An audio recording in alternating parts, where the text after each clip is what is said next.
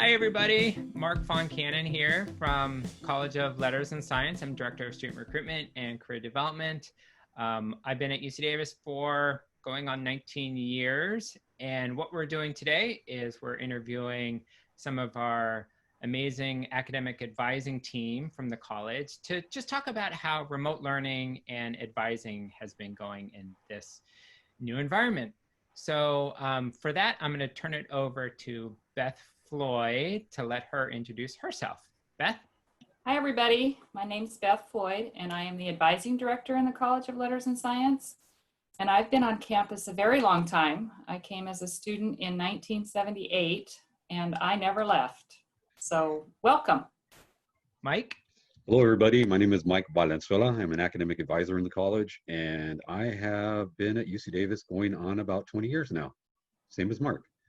And in addition to academic advising, I do some FRS first-year seminar instructing and LTS instructing. Welcome. Brighid? Hey, my name's Brighid O'Halloran. I am an advisor in the College of Letters and Science, including my time on campus as a student. I've been on campus about 10 years this year, which is wild. Welcome. All right. Thank you, guys. Thanks for being here. Let's dive into some of these questions about how this remote learning experience has been going for everyone. Mike, you've been around a long time. You've been working with students in advising, but also in your classes. How would you say remote learning is going? How would you say remote advising has been going? Are students making appointments? Are they showing up? They are making appointments, and a vast majority of my students are showing up for those appointments. Remote learning presents some challenges in that we have to find or learn a new way to learn. But it seems to be going well. I'm discovering that I can do a lot of things in a lot of different ways, so I think it's actually helping me grow as a professional. And I'm also learning new tools with which to do that. And so I think it's been going relatively well thus far.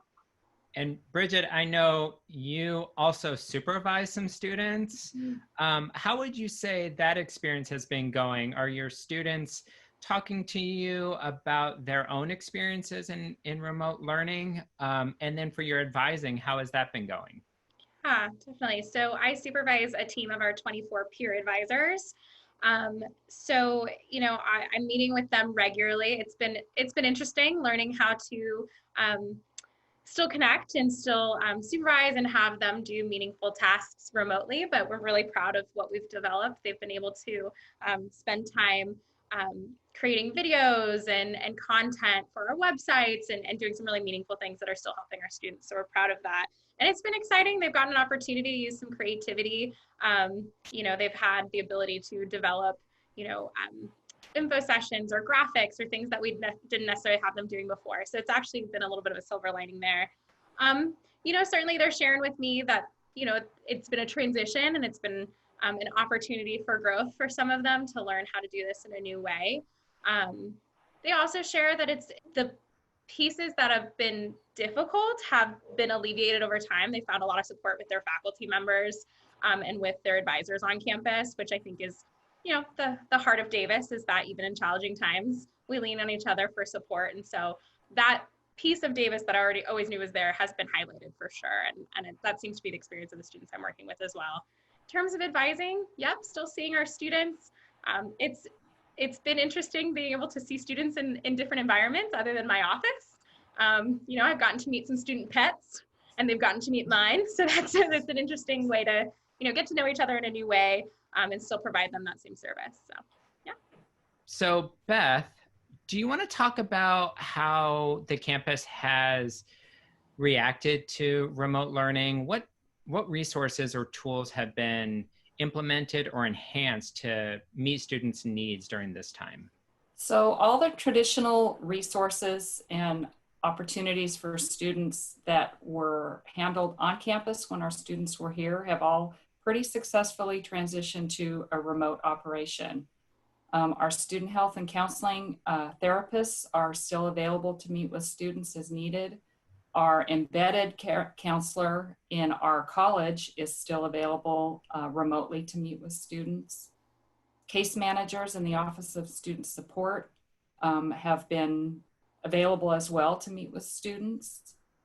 The transition to remote instruction caused some concerns for some students, and so they really jumped on board right away to be able to help students with what they might need, even though they've gone back home to a different city in California, to a different state in the US, or even back to their home country if they're international students. The Tutoring Assistance Center is still up and running, and they're doing offering all their services remotely. Mm-hmm. And they've reported that they've had really an increase in the usage of their services, which they're really happy about for spring quarter. I actually heard, or I saw rather, that we hosted a system-wide, so across the entire University of California system, a virtual career fair. I don't know if that was the first ever, but to have a system-wide career fair, how great is that for our students to be able to access those kinds of resources as an entire system, which probably wouldn't have happened unless we were in this environment. So, so that was also a silver lining. Yeah. So Brighid, are you finding that your appointments are the same? Are students coming in with the same types of questions about their academics? Are you finding that students are being able to maintain a sense of normalcy, and how are they doing that? What kinds of things are they coming and talking to you about?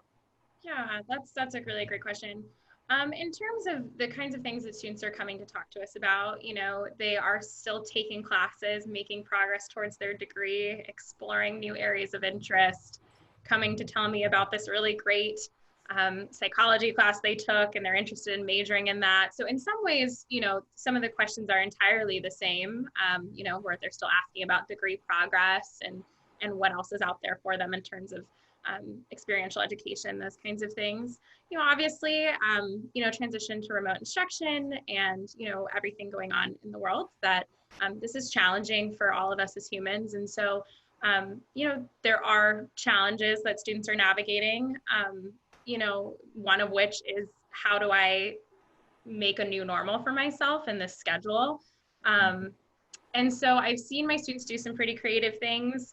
Certainly the first of which is, I've actually seen some of my students reach out more than when they were on campus. And I think maybe that desire for connection to campus has been the motivating factor for that. And that's been positive, because I've been able to connect them with some really important resources like our tutoring and potentially some of our student health and counseling services. But in terms of just building that normalcy, it's making a connection to campus and making a schedule and a routine for themselves that allows them to be successful. So making sure they're breaking up their classes, even if it's offered asynchronously, making sure that they're building a schedule for themselves that they're sticking to.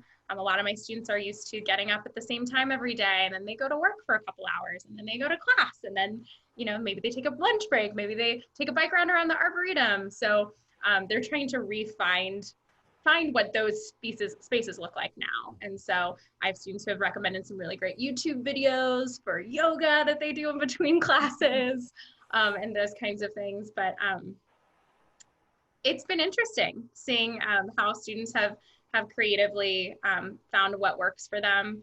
And it's been great seeing them sharing things with each other, especially the team that I supervise. They in particular have been sharing, has everyone seen this website or this resource?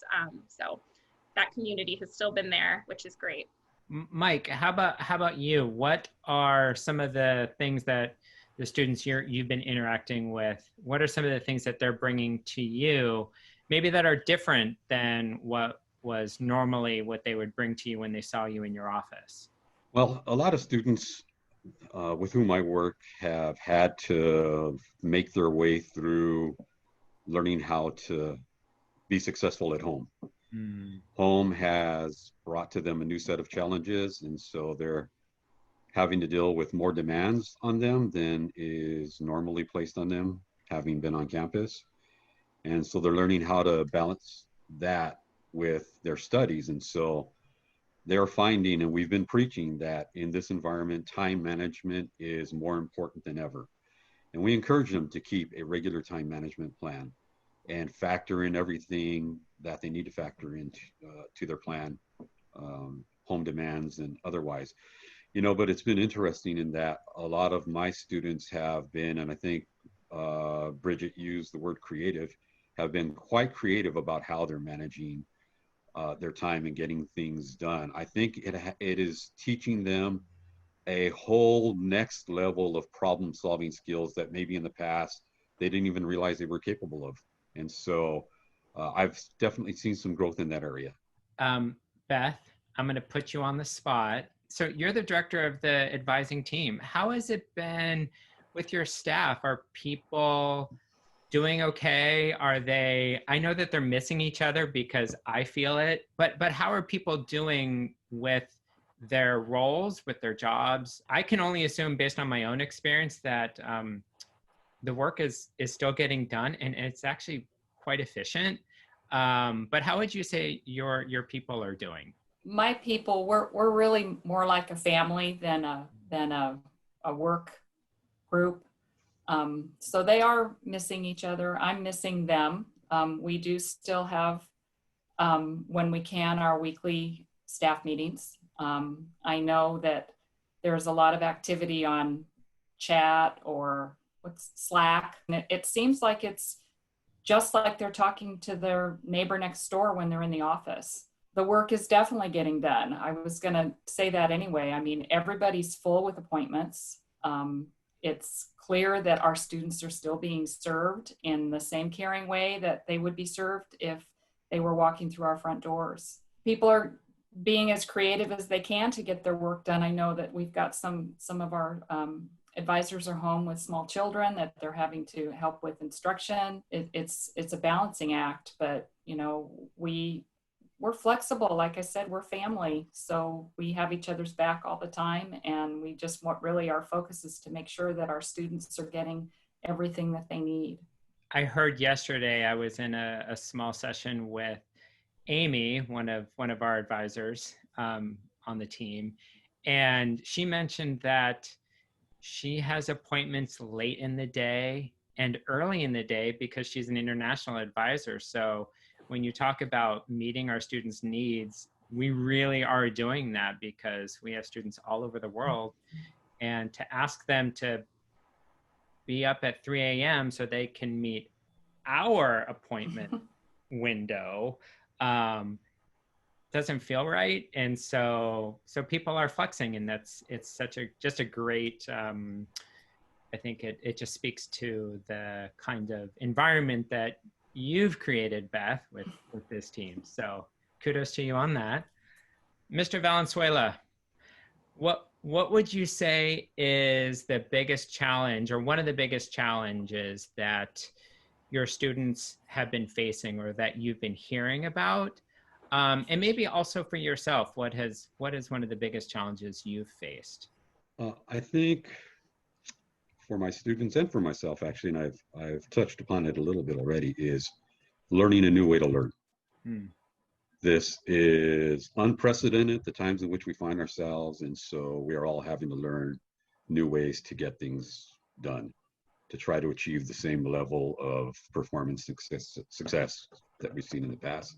I like new challenges and I like finding new ways to do things, and so meeting those challenges at home, while maintaining some normalcy and some structure, which is important, it's been interesting, but it's been, though challenging, sometimes fun. And just when I think I can't learn something new, I do learn something new. And I try to teach that to my students as well. I think that's been the biggest challenge for them, the transition. But a lot of them, like somebody said earlier, are finally finding their rhythm in this new environment. And so I think so far, so good. How about you, Brighid? What are the challenges that you're hearing from your students? And then how about yourself? What has been the hardest thing for you to face during this time? Yeah, definitely. I mean, I think, given everything that's going on, I mean, a lot of what, we think of when we think of the UC Davis campus and being a college student is, going to classrooms, engaging with other students, having roommates, clubs, student organizations. So I think the thing that I've heard about a lot and that I've experienced myself too is a little bit of isolation and the reframing of what does it mean for me to be a college student when I'm not physically on campus, right?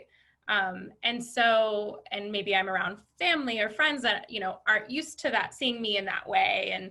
And how do I maintain that identity and make sure I'm still experiencing everything I can?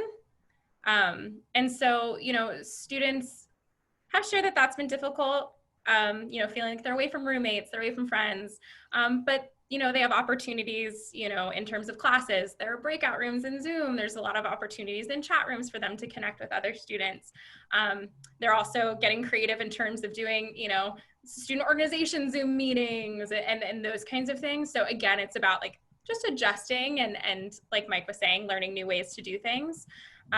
You know, I'm an advisor because I like to meet with students and I like to talk to students and hear how they're doing and help support them. That's what I like to do. So at first, the idea of, oh goodness, I'm so far from my students was hard for me to think about.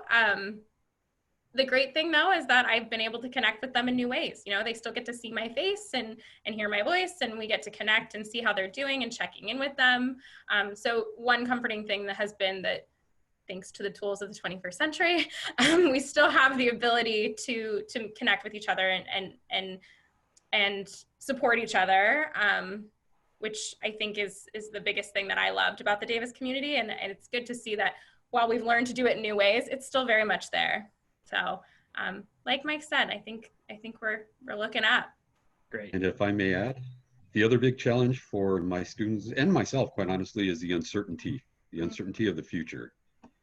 And so it's important for us to connect and keep rooted in that connection. And I often tell my students to maintain structure and normalcy, even if it means doing everyday things that they do for themselves, things that'll give them a little bit of a break, things that'll remind them of the importance of things in life. And I know I do practice the same for myself. I think that's really important. And I also remind them that the future is not going to be uncertain forever. I think we will begin soon learning what we're going to do. Beth, how about you? What would you say has been the biggest challenge that you've heard about from your staff that see all these students, but also for yourself? Well, I think the isolation piece has been hard for some of our staff. I mean, most of our advisors are just like Brighid. They got into advising because they love working with students. That's why I got into advising. That and the fact that, unlike my own kids, the students that I advised actually listened to what I had to say. So there's that. I do miss the even small amount of interaction that I've had directly with students in the past in person. So I'm personally not getting any of that right now. So I miss that. That's been hard for me. We're not quarantining, but we're sheltering in place, and our circle is very, very small. My highlight of my day is to take my granddog for a walk. So, but now it's getting too hot to do that. So I'm really just, you know, trying to connect with students through the advisors that I'm consulting with. And that's hard for me. Okay, so we've heard our challenges, but I know that there are also positives because I've experienced them myself. What would you say has been the silver lining or the most positive thing you've experienced through this? I'd say, again, learning new ways to do things and experiencing that sort of growth and that sort of troubleshooting for me personally has been a silver lining. Getting to know my students even better. It seems oddly that in this environment, I've actually gotten to know some of my students a whole lot better. And it's not just visually what I see when we Zoom, but it's sometimes seeing their family members cross behind them and giving a wave. And it's students asking more questions and feeling the need to connect more. Like Brighid was saying, it helps them feel rooted in their college life experience. And so I really, really have appreciated getting to know my students a whole lot better. Brighid, how about you? What would you say has been the silver lining in all of this? Am I allowed to think of two? Of course. I would say, my first as a supervisor of 24 peer advisors who, their sole job before this on campus was to, staff our front and phone desks and be our first resource for students, staff, faculty, anyone they encounter in our office. And so remote, we had to come up with new things for them to do and tasks that were still meaningful and rooted in supporting our students. And one silver lining has been seeing this phenomenal group of young people just completely jump to this challenge and use creative skills to connect with other students and to still just their eagerness to support students in a new way. And so seeing that creativity and that desire, even to assist students even grow from this was pretty inspiring. And then, secondly, that piece of connection, I think like Mike was saying, obviously seeing students in an environment outside of your office, you're getting to know them better. I also think, this has been difficult, trying times for all of us for a variety of reasons, some of us more than others, certainly. And I think having a shared experience, we had the shared experience of we were both members of the Davis community in the past, and now we have this other shared experience to base off of and to make deeper connections with. And so, one silver lining has been that I feel like some of my conversations have been richer, deeper, and I've been getting to know my students better, and they've been getting to know me better, which is, the best way for me to assist them and help them in the future. So I'm excited to see how those relationships will grow and how I can assist my students even better in the future now that I know them in that new way. Beth, what has been your silver lining or silver linings? So I think I have a couple as well. One silver lining is that we were already moving to remote advising for the students who are probably watching this video right now. And the move for the campus to remote instruction and remote advising prepared us better, I think, to do what we're doing right now for these students. Mm-hmm. We were able to figure out the technology. We were able to figure out how we were going to have our phones answered. We've been able to figure out how we were going to be able to meet with these students before we started meeting with them. So that was, I think, really good. We weren't starting from scratch when we started meeting the students about a month ago. The other silver lining, I think, is our faculty. I mean, our faculty, we always knew they were awesome and the best that we've seen anywhere, but they really stepped up to show how much they're supporting our students this quarter. They have bent over backwards with their means of instruction. They're working really hard to accommodate students in all time zones so that, as you mentioned earlier, Mark, students aren't having to get up at 3 o'clock in the morning to attend a course because they live halfway around the world. They're recording their lectures. They're using their technology as much as they possibly can so that they can meet students where they are. And not just through instruction. There have been some exceptions that the campus as a whole has considered for students in this unique time that we're in.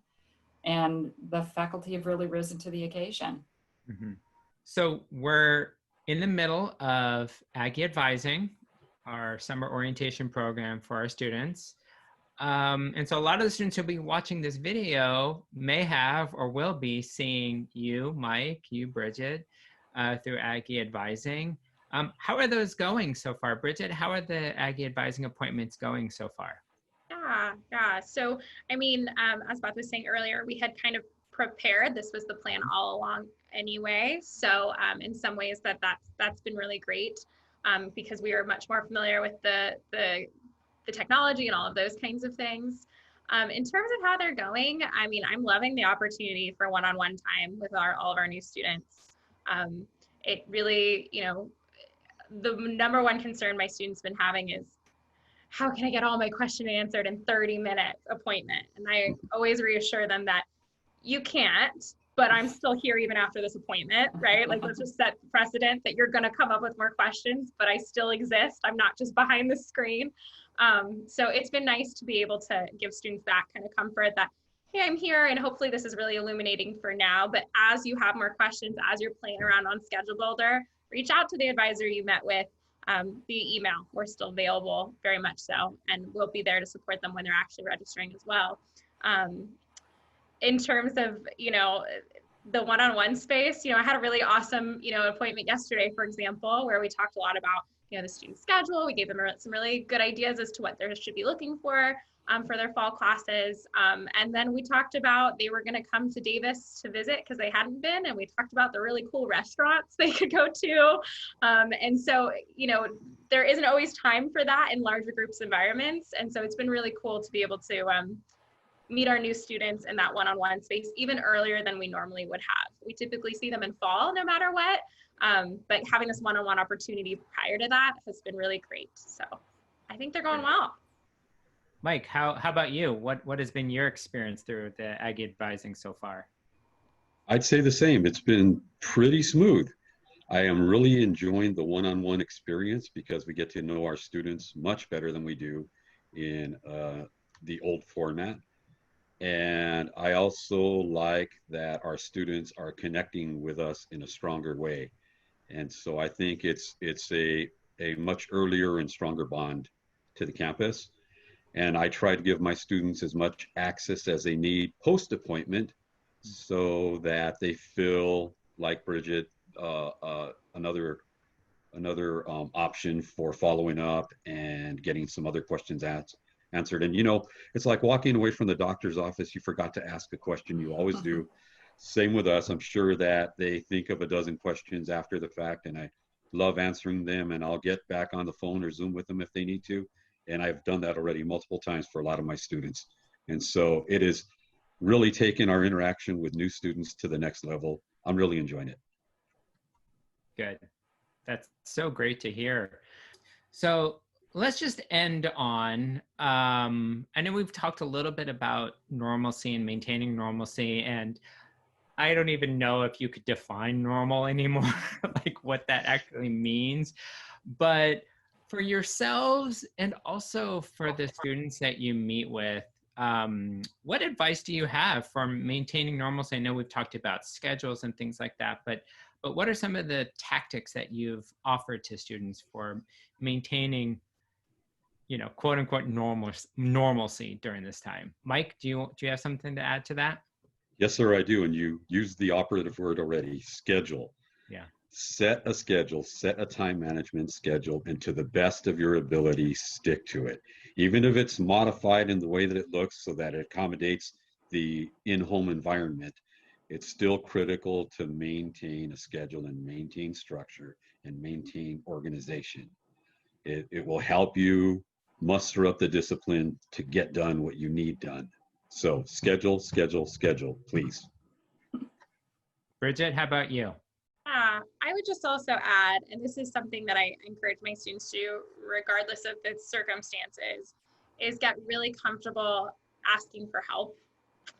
There's no shame in not knowing something or feeling insecure in how you're doing. It's really common. Everyone needs a little bit of help. We all wouldn't exist. All of the different support services we have on campus don't exist because no one's using them, right? And I think a lot of students maybe have the perception that everybody else seems to have this figured out. Everybody else has this remote learning thing down pat, and maybe I'm the only one struggling with it. And so, I want them to know that it is normal to be struggling a little bit. It is normal to have doubts or need some assistance. And so part of their normal schedule building into the routine, like Mike was saying, is to check in and ask for help, be that with your instructors, make sure you're attending office hours regularly, check in with your friends, check in with your advisors, because the number one thing is their health and wellness, right? And so we want to make sure that, they know that we're all here and the community's here to support them. And they're not the only ones that are going through this unique circumstance and unique time. Right. Beth, do you have any advice for maintaining normalcy, as it were? Well, I think I would just add to what Bridget and Mike have said in that, you know, I don't know how much our students, our incoming students, had used Zoom before. They were required to use it to meet with us, but it's sort of been my savior, actually, to be able to have an informal get together with some friends. Bridget and I meet weekly with one of our former advisors we meet weekly with one of our former advisors who moved to Texas. And it's just so great to be able to see her face. It's different than, you know, talking to someone on the phone. So building in that time to really make a connection still with people that you're not able to see in person on a regular basis, and how great we have the technology to do that now. Mm-hmm. Thank you. Thank you, Beth. Thank you, Bridget. Thank you, Mike. You guys are awesome. Thank you, Mark. And congratulations to all of you admits out there and family members. We may be doing a few more of these, so stay tuned for that. But for now, take good care, and hopefully we'll see you soon. Bye. Bye.